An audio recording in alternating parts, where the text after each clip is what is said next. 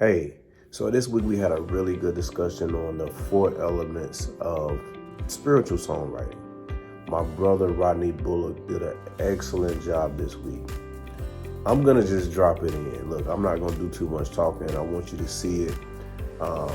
This is gonna be a blessing to you. To all my songwriters, look, tag them. Tag songwriters, tag anybody that's trying to do something. You're a praise and worship leader, spiritual leader. Look, you want to see this. Presenting Rico Anthony Enterprises, offering music coaching, leadership, teaching, motivational speaking, consulting, one-on-one piano lessons, and so much more. You can search on all social media platforms Rico Anthony Enterprises, or you can visit www.ricoanthony.net.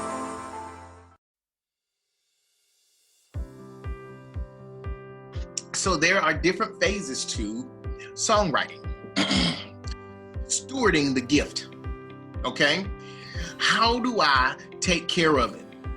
How do I nurture it? How do I nurture the creativity? And again, we can switch out the title of this chapter, Songwriting, for the creativity for the body of Christ. So when I talk about creativity, I'm really talking about the same thing. So if we're talking about stewarding the gift, one of the great things is staying alert in our godly relationships, right? Now, I'm going to say this because it's crazy, but it's good.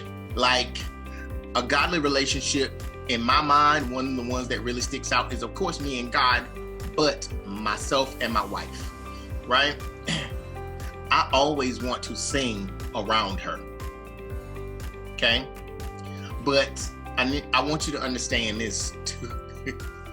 My wife does not always want me to sing around her, but I always want to sing around my wife because she makes my spirit leap. You know what I'm saying? She makes me happy, even though, there may be things that she's self-conscious about. I don't see it in the same way she does.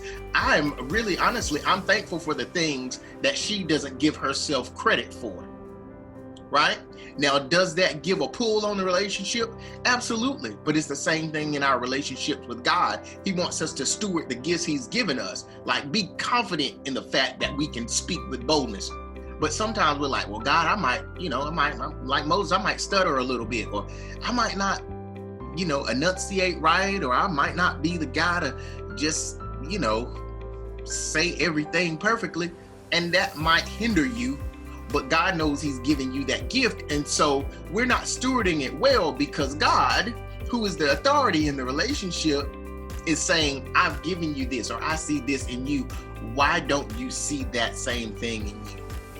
And so when we are slothful in giving gratitude for the gifts we have, we're not being good stewards, right?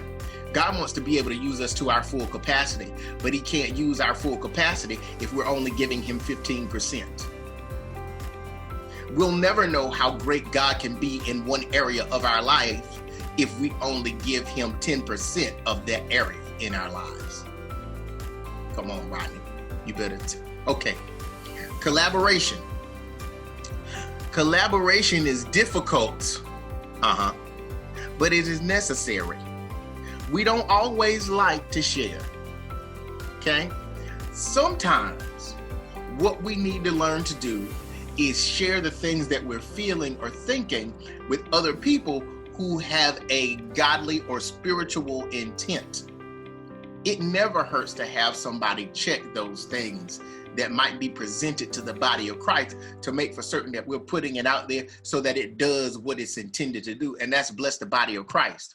I'm not saying people won't get upset about some of the things that we say and do, but if it is for the betterment of the body of Christ or for the best of the body of Christ, a lot of times it is worth us sharing with someone or collaborating with someone, because that might be the piece of the puzzle that God wants, so he can really use it to bless the body of Christ. Inspiration of being creative or the inspiration of songwriting. It is Holy Spirit inspired, and it should be I'm is Holy Spirit inspired, and it should be our goal. Our goal should always be wanting to get something new and fresh from the Holy Spirit, because all those things that are new are really exciting. I hate to, go back and forth to the very same thing. Every time I step into service, it has to be a conscious decision to really allow God to do what he wants to do.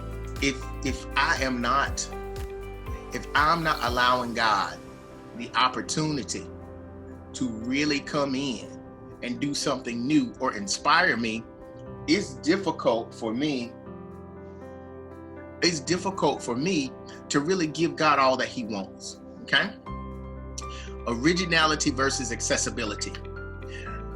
Theology, scriptures, and a God walk are the originality that is going to beat accessibility.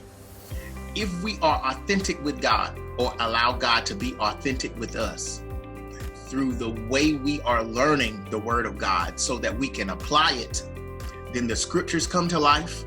Our walk with God, our daily conversations, our meditations, our groanings, our moanings, our prayers, those things give God accessibility to us, but it also allows people to be accessible to us, because then if we're walking in God, then we're showing grace, right? Some things we're well versed on, other people may not be. Other people may not have been raised in the body of Christ in the same way we were.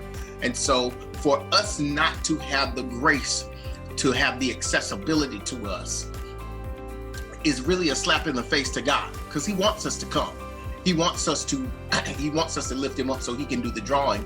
But if we are stifling that, then we're not operating in what God wants. We don't get the opportunity to be original, nor do we get the opportunity for other people to be to have access to us, because we're not allowing God accessibility to ourselves. We can't display something we don't have. We can't bless God's people with things we've not been blessed with, right? Identity.